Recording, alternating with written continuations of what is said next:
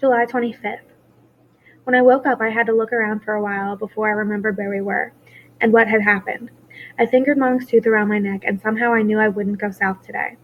Now that it was late, I saw we were back in Venice Beach again. Only this time we were at the part where all the freaks hang out, the strip or whatever. We stretched our stiff arms and legs and pissed in the sand and ate the few scraps of food we had left, and then we wandered up to the boardwalk to check it all.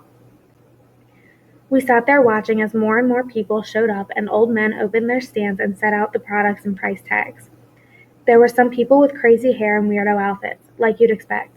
My favorite was this guy rollerblading and playing electric guitar.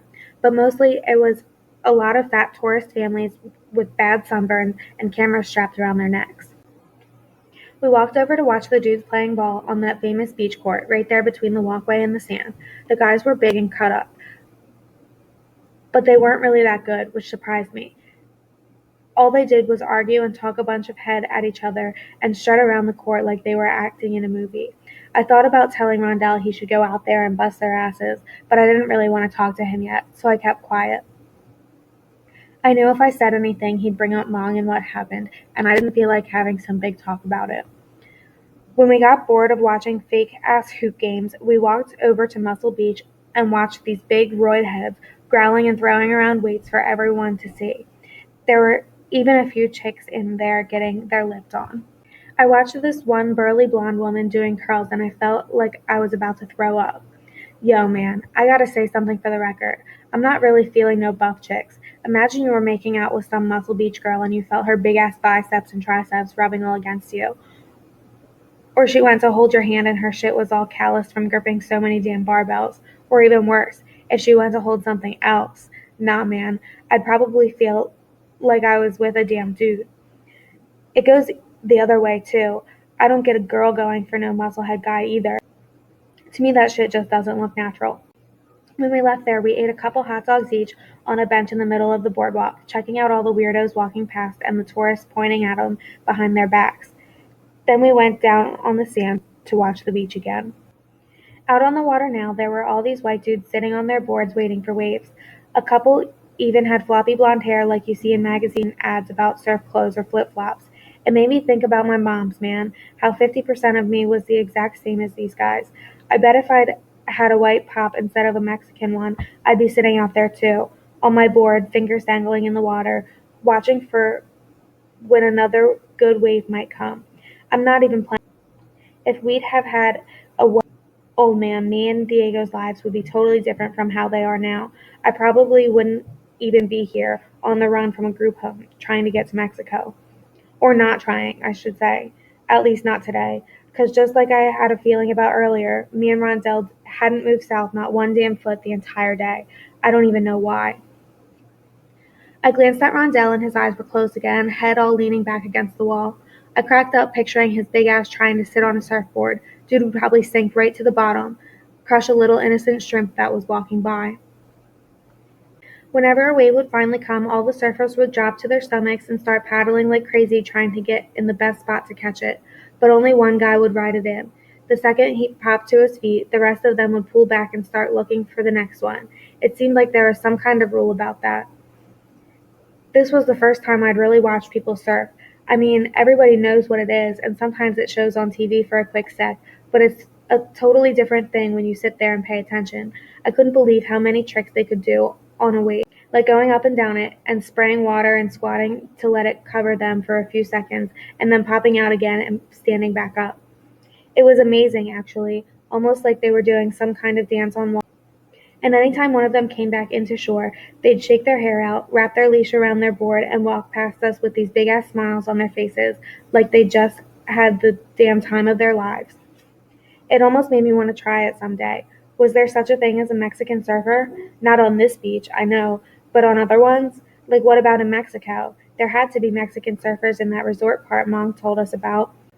I decided maybe that's what I'd do when me and Rondell finally got down there. Become a surfer.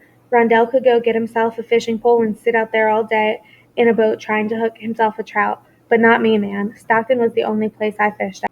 Diego was the only dude I shared bait with. Nah, I was going down there to find me a surfboard and learn how to ride some damn waves. A few hours later, I woke up in the same spot and looked all around.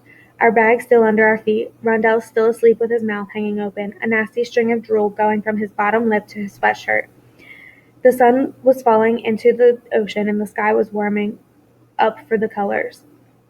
All these people with bongos were gathering in the sand straight down the way from us, and this beat started growing, making this hypnotic rhythm. It was the craziest shit I'd ever woken up to. It wasn't just young hippie kids like you might think either, though there were a lot of those kinds of people too.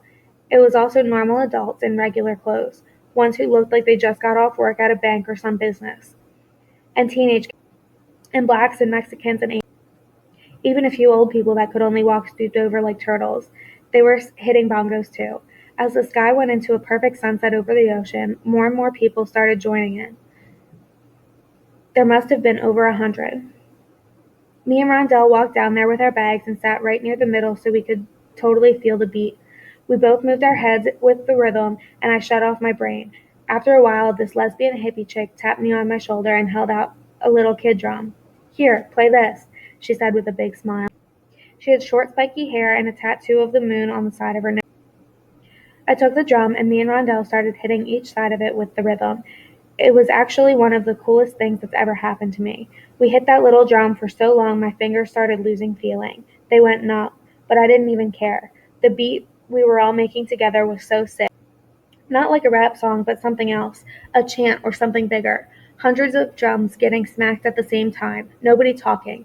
The ocean right next to us and the sky all orange and pink and purple, and you could feel how happy everybody around you was. At one point, I closed my eyes so I could just feel everything.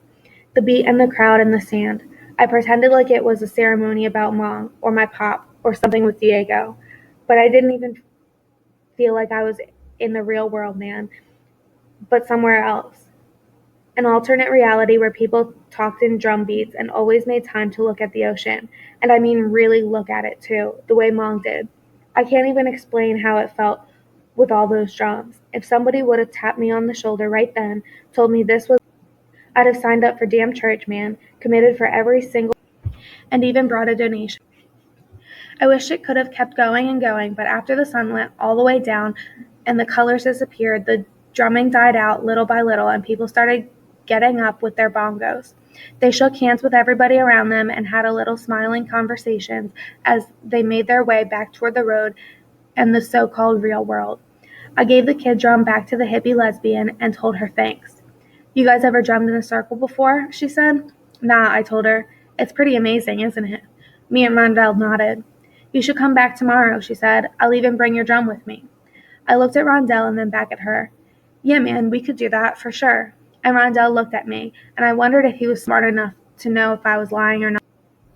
"Great," the girl said, holding up her drum. "Cool, man. I'll find you guys, okay?" "We'll be here," I said.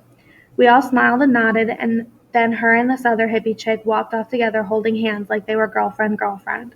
Everybody else was leaving too, but me and Rondell didn't go anywhere. We sat right back down in the sand and watched the last few people gather up their stuff and go home.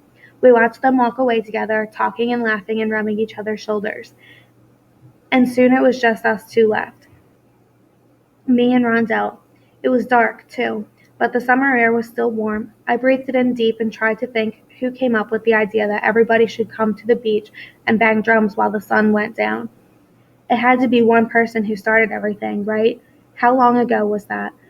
Maybe if I ever made it back to Stockton, me and Diego could try and start it going at the levee. I pictured everybody showing up at our favorite spot, all of us banging drums or buckets or whatever we could find, and then shaking hands and smiling and talking. Me and Diego telling new people they should come back and join us the next day. Then I felt guilty for being happy. I knew the shit wasn't right because of what happened with Mom, so I stopped. I looked at the fingers I was using to smack the little kid drum. I was kind of bummed the feeling in them was now coming back. I wish they would stay numb like that for the rest of the week. Then I could remember how it felt. Rondell tapped me on the shoulder. "What's up?" He shrugged, told me, "We really coming back here tomorrow?" I shook my head. "Can't." He nodded and set his head down on his bag. It was our first words to each other in over a day. I set my head down too, and when I closed my eyes I was happy because I could still feel the hypnotic vibrations going through my body.